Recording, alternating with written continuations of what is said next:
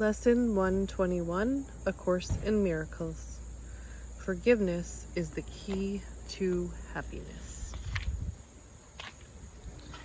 Basically, forgiveness is what this book is all about.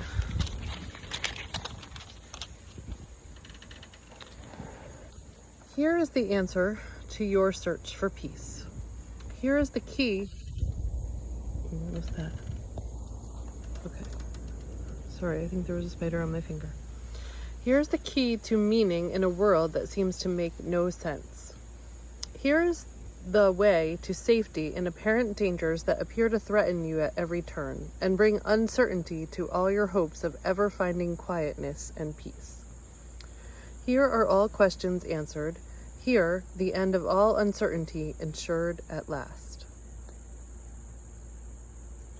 The unforgiving mind is full of fear and offers love no room to be itself, no place where it can spread its wings in peace and soar above the turmoil of the world. The unforgiving mind is sad, without the hope of respite and release from pain. It suffers and abides in misery. Peering about in darkness, seeing not, yet certain of the danger lurking there.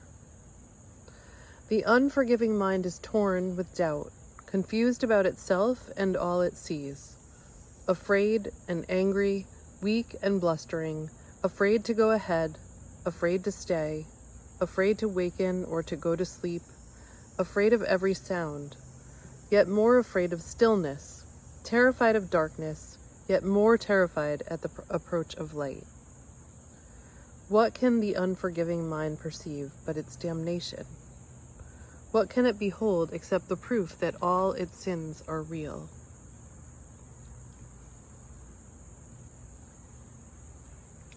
The unforgiving mind sees no mistakes, but only sins. It looks upon the world with sightless eyes and shrieks as it beholds its own projections rising to attack its miserable parody of life. It wants to live, yet it wishes it were dead. It wants forgiveness, yet it sees no hope. It wants escape, yet can conceive of none because it sees the sinful everywhere. Okay, and this next paragraph is where I got stuck. I felt myself trapping myself. Okay, the unforgiving mind is in despair, without the prospect of a future which can offer anything but more despair. Yet it regards its judgment of the world as irreversible and does not see it has condemned itself to this despair. It thinks it cannot change, for what it sees bears witness that its judgment is correct. It does not ask because it thinks it knows. It does not question, certain it is right. So I had to sit with that one for a while. And you might find that you have to sit with one of these paragraphs for a while too.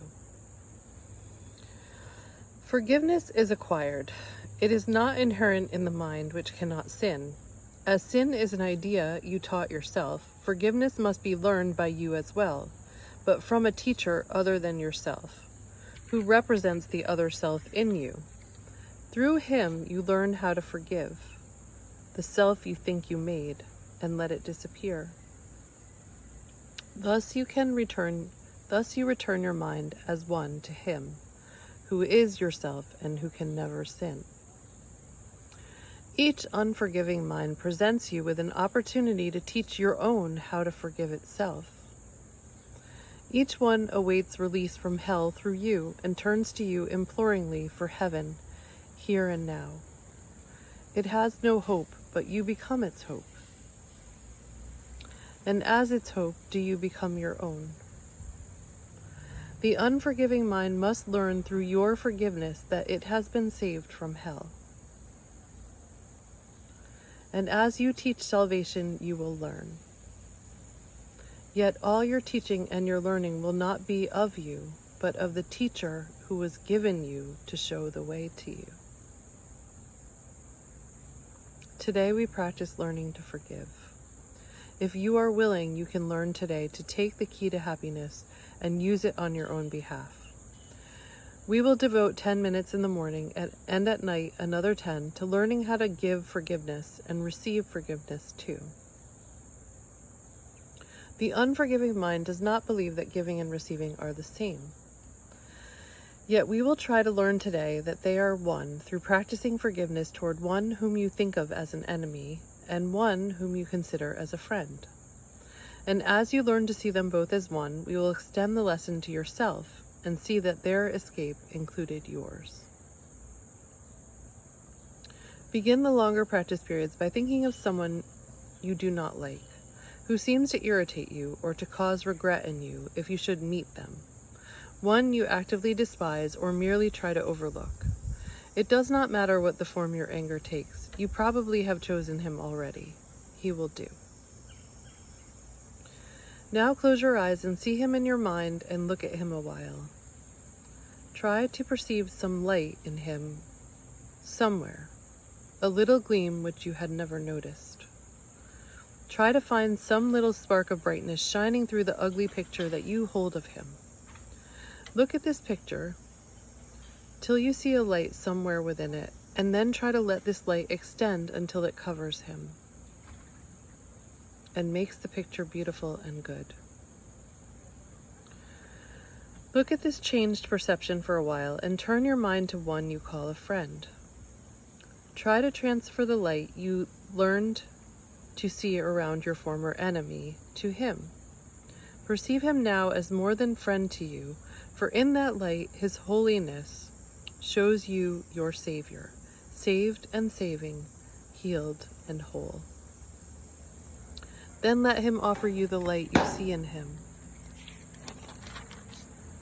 And let your enemy and friend unite in blessing you with what you gave. Now are you one with them, and they with you. Now have you been forgiven by yourself. Do not forget throughout the day the role forgiveness plays in bringing happiness to every unforgiving mind, with yours among them. Every hour tell yourself, forgiveness is the key to happiness. I will awaken from the dream that I am mortal, fallible, and full of sin, and know I am the perfect Son of God. And so it is.